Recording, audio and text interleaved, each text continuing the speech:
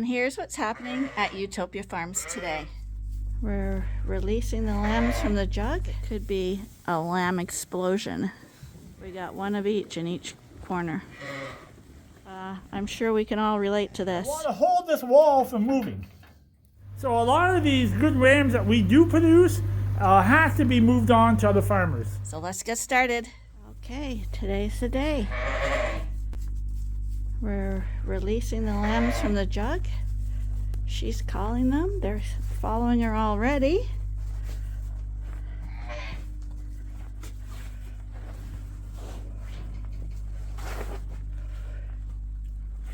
She's just got to go a little farther.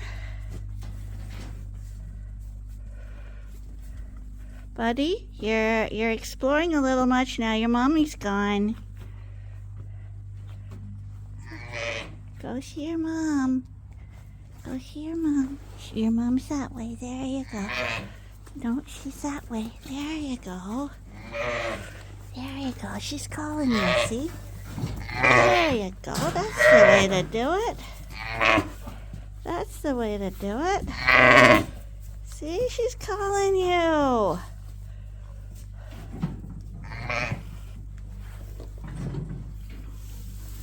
Okay, so she's a very attentive mom. She's making sure they're huddled there. We got another gate for you to go through, sweetie. Take your lammies through. Oh, she was attentive to a point. There she is. These guys are gonna play out here till they get some playmates to join them. They should like this, running around.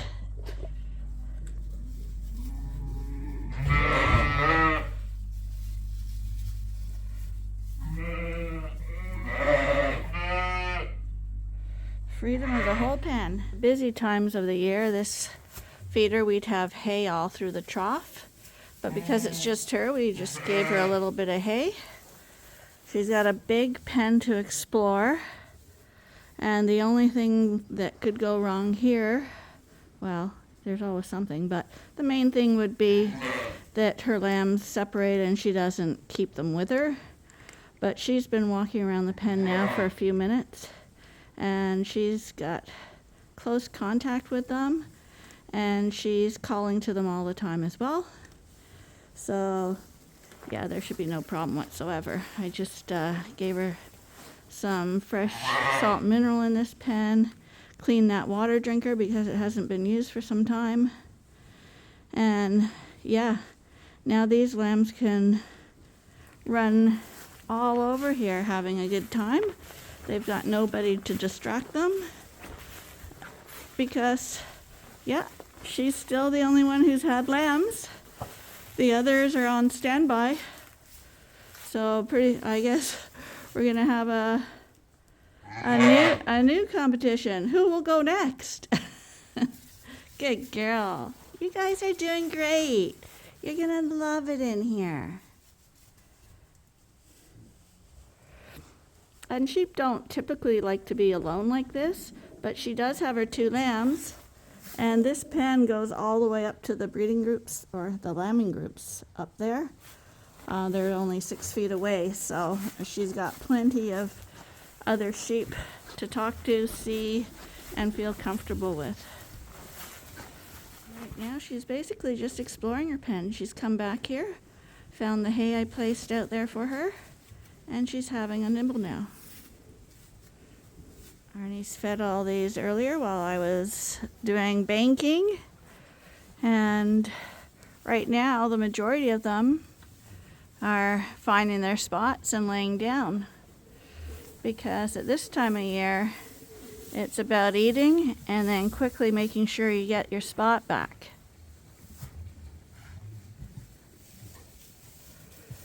Because there's no shortage of pregnant sheep here.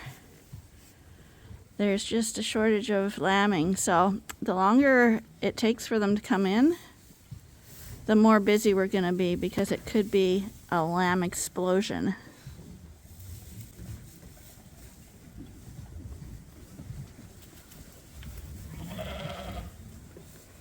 Did you hear that sound? That baa was the delicate baa, the one we talked about for determining if a ewe is maybe coming into labor. I heard one in here. We'll walk through, do the sheep and minerals, and have a look at what these girls are doing. And there is one sheep in this back corner. And just to make you really wonder who will lamb next, there's a Dorset in this corner as well.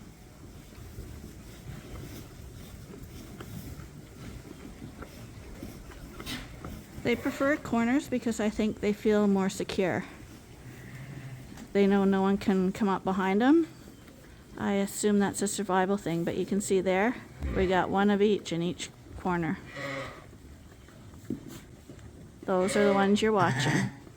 As I walk in here, you can see we got lots of rosy sheep. And we explain by rosy by those vulvas starting to get a rosy hue, and lots of tight udders. We were talking about tight udders as well as a sure sign that lambing is becoming imminent, and they're everywhere. So if you recall, when that first ewe had her lambs, there was a stealer, and we felt certain that because she was trying to steal so enthusiastically that she would be lambing within the next 24 hours, because that is normally the case with stealers. However, she didn't. So she was just a really exuberant mom. And with animals, like when we give you tips and things to watch for, there's never hard rules. We're dealing with living creatures and nature, and it will surprise you sometimes. But when we tell you stuff, it's just the general way things go. And like I say, there was also a couple that were acting really suspicious that day too, the day of the stealer, and nothing. So, as I walk along the Dorset group and look at all the hefty udders and rosy vulvas and pregnant bellies, I can hear on the other side a Suffolk groaning. So we'll go have a look at her. It's another little learning thing. Now I've come back here, so I disturbed the one in the corner. She could have been just picking her spot, or she could be disturbed, and we'll go back. Suffolk that was in the back corner is actually chewing her cud, so she's just probably claiming that spot as her own. Chewing, usually you do not digest and have labor at the same time. They just don't go hand in hand. However, again, there are exceptions. And of course, my little helper is in the barn as well. Whenever we're working in this barn, keep your eyes peeled, because inevitably, Scotty, the supervisor, is always here.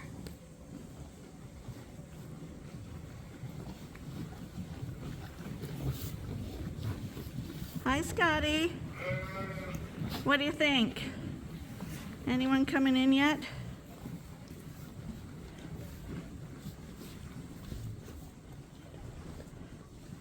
You gonna keep an eye on them while we go do chores? You're such a good pussycat. Yes, you are. How do they look? Do they look all right?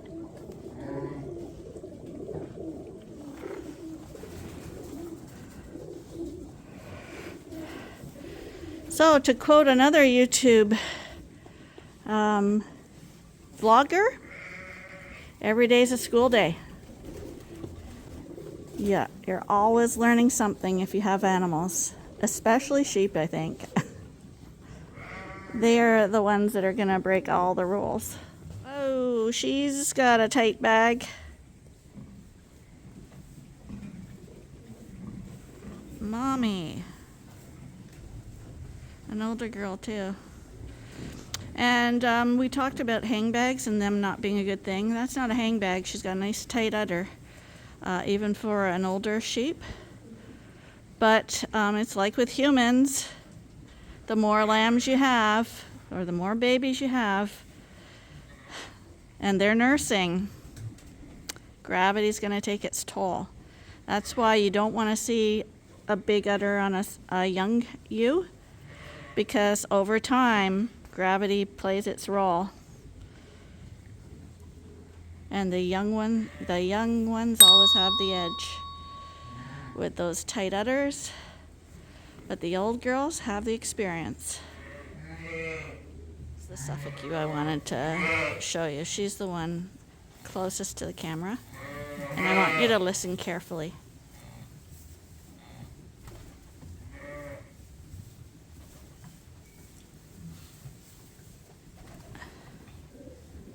See how she's kind of groaning? She's trying to get comfortable. She keeps moving her position a bit, moving her legs. She's been grunting and groaning. I thought she would be next for quite a few days. And that usually means she's got quite a lot of lambs in there. Nothing on the scale of some people's a lot of lambs. A lot of lambs for us is triplets. But, or some really big lambs. You can just feel for them. Listen to her.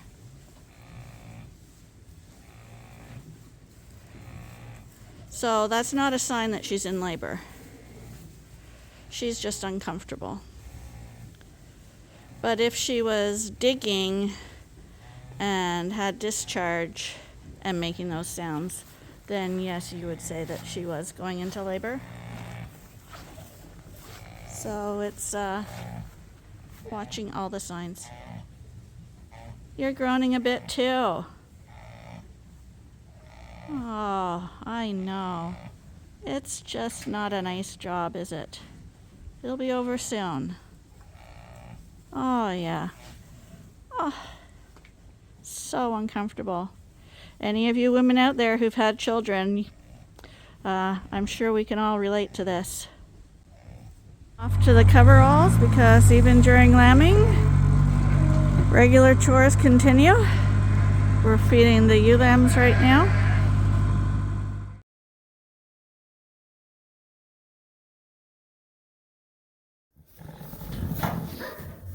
So I just took all these ram lambs out. These are about 10 months old. We took them out, and I put, there are 7 ewes that came out of the breeding groups that are in here, with our mature rams. They're in a small confined area right now. You can see that. Not you. And they're going to just smell themselves out till tonight. So, see, that's a new one there that come out of the breeding group. So they're smelling him. But they'll. I'll watch them here for a few minutes. They should get over it.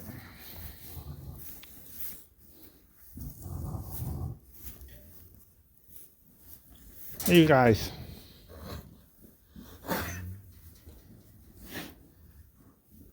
The only sheep that doesn't want to be in here is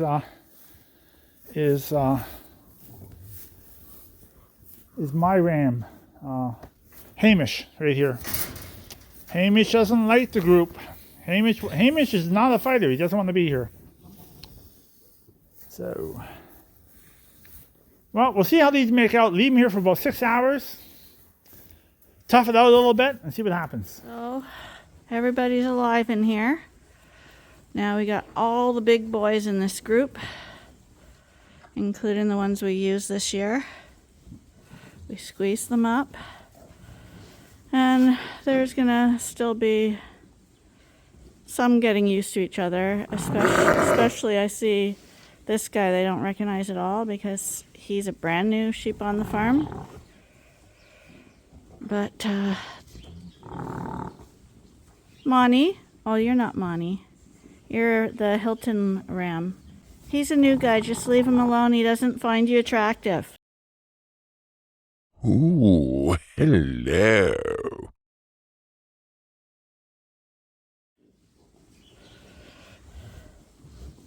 And then on this side, these are all the lambs that were born last year. So we are going to be going through these and DNA testing the Dorsets and the young guys at the back.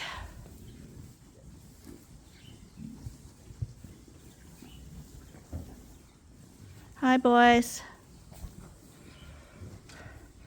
But these guys have all been together the whole time, and even they're fighting. Cool temperatures mean more ram fights. I can see you. I saw you there. I was just letting you eat. Hey? You look like it was delicious. You don't need to jump up here. You're not like a dog. You don't jump up for attention. I know. I know. I can see that you want attention, but you're a little demanding, little needy. Yeah, you're a good boy, though. That's our godson. Hey, sweetheart? Okay, I was just checking that the rams were okay after the reintroduction, but so far so good.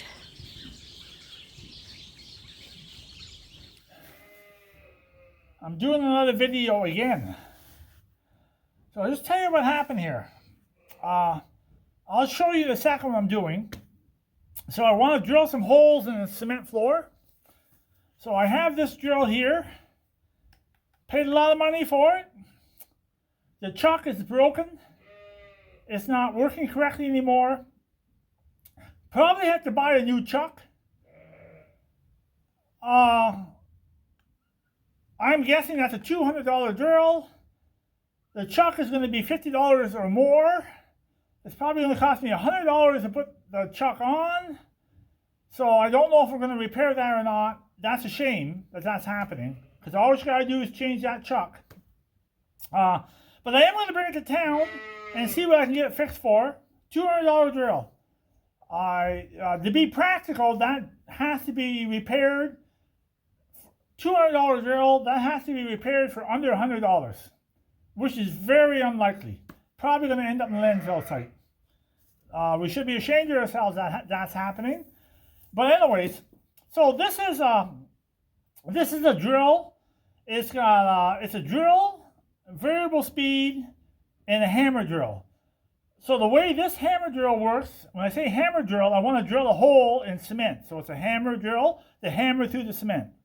The way this drill operates, it's got a chuck, so it fastens the bit firmly on, and inside here it has like a vibrator that pounds through the stone. Don't work very well. They work to a certain degree, but they're very slow drilling a hole in cement. So, went to town, chuck's buggered up. I had this job done and other jobs, so I purchased a new drill. So that is an old type of hammer drill. This is my new drill. So far I like it a lot. It's a hammer drill, but now if you can see it, see that chuck, that bit, it moves up and down. So as this is hammering, it's vibrating that bit up and down, so the pounding on the stone is a lot harder, and it does a way better job. And I'll show you that in a second. So, pretty easy to get this chuck in and out. You just have to pull back on that white collar. Bit comes right out. And you can see the grooves in that bit? So that bit, as it's hammering, is sliding up and down. These are by far, see? These are by far the best hammer drills for cement, not the old type. It hammers and rotates, and it only hammers. Three different settings right there. Extremely excited about that. The other thing that when I read the manual was, I actually can buy, so that's the chuck. That's not really a chuck, but, so if you go like that, you take it out. I can actually buy an end like that with a new chuck right on there. Instead of a drill, it has a chuck, which I can use a metal drill for drilling metals. And it just fastens right onto there. And so you can put this on rotary, like drilling, and put the new chuck on there, and you can actually put a steel bit on it and use it for both jobs. Extremely happy about that. This was a $170 drill, and it's got reverse on it and variable speed. And right now, we're going to give it a go and see how good it drills. Well, we don't want to show that brand name because I'm not getting paid for that. So we want to drill a hole in the floor. I'm going to show you here. I'm going to set this camera up, and if you can see it right there. So what I want to do is, I want to hold this wall from moving. So I'm going to put a bumper here in the floor, and I have one hole drilled already, and I'm going to drill another hole right there, and we're going to see how good it drills. So I have the floor marked right there.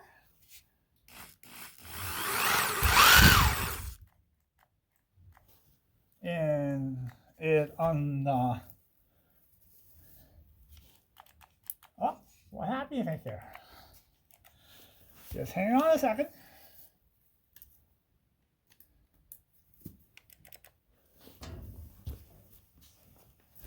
Oh, my extension cord was no good. Hey, there we go. We're on the mark.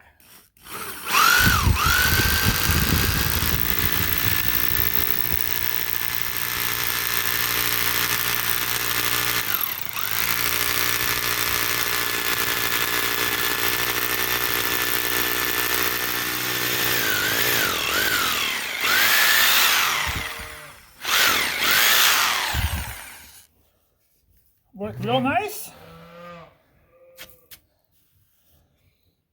So this is what I'm doing.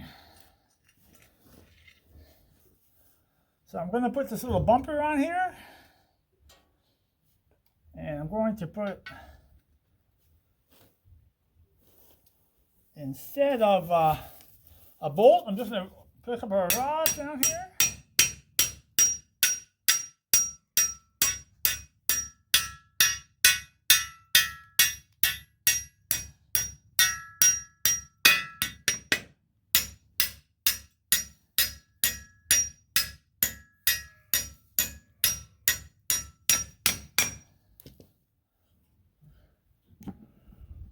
So that's what I did. So I just put some 1/2-inch rods right down through the cement, right into the clay, and that will keep that from moving. And that's going to go against that with the manure pack. You see what I mean? And then they can't push it out anymore.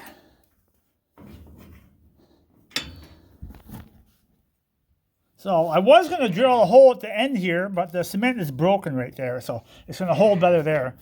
So I'm just going to leave that loose like that, that when I clean the barn out, I can just remove it. And if that's in my way in the future, I can just pop them rods out of the ground, out of the cement, and just remove that. Because when we have lambs in here, by that drinker, we put those steel panels right along that drinker, right up to here, and we fasten them right onto here.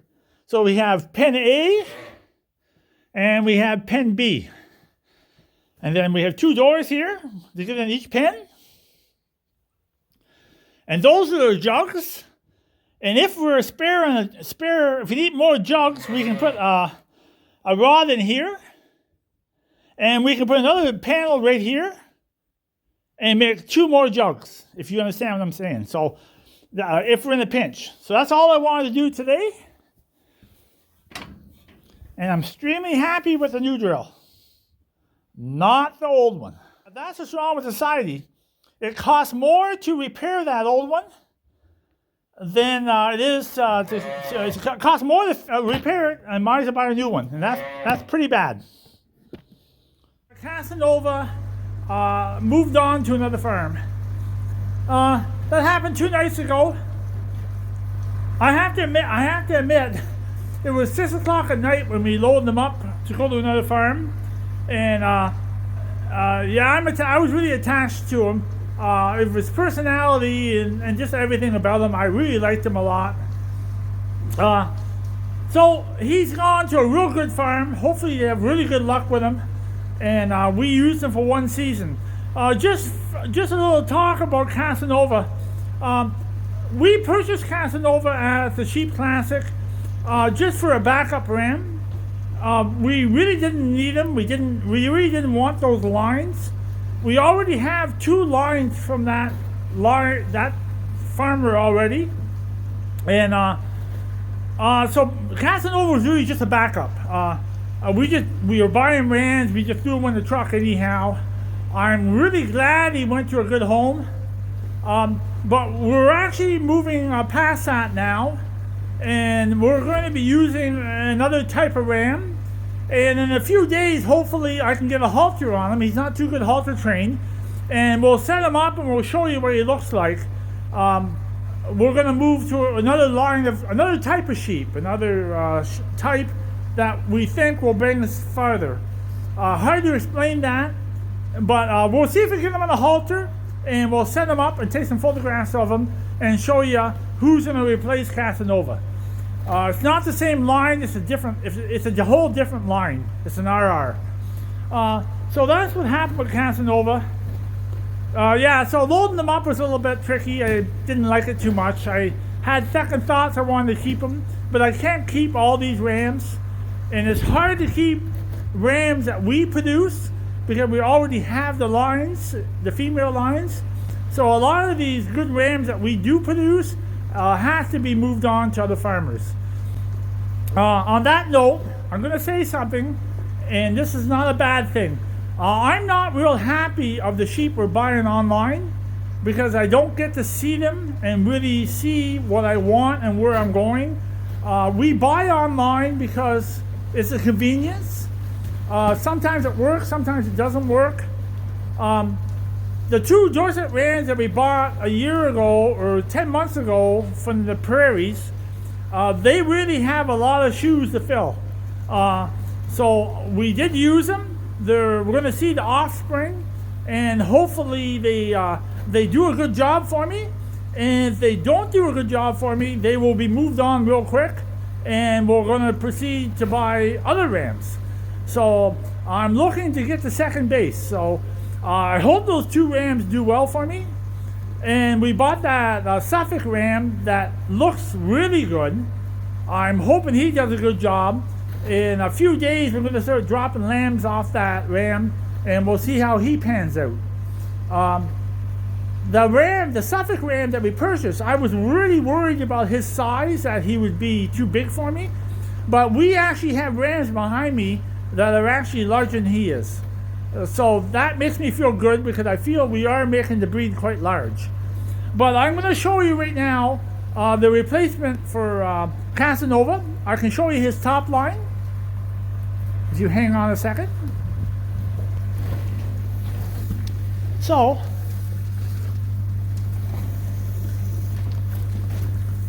this is that's the ram we purchased right there. You can get a good view of him. I'm pretty happy with him. Hopefully he does well. So this is the ram that's going to replace Kasanova. Right there he is in the center. And I'll try to get him on a halter. He's an RR. You can see he's quite thick. There's not a lot of wool there, actually. He's got really tight wool. But he's going to replace Kasanova.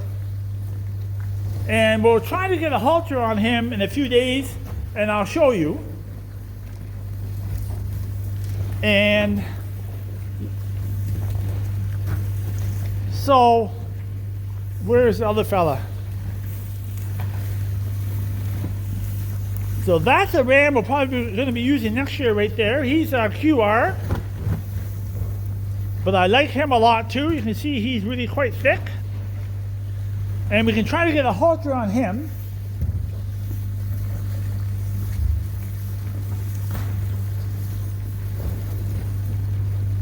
So that's Arnie right there.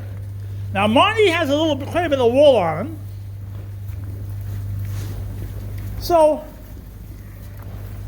I did say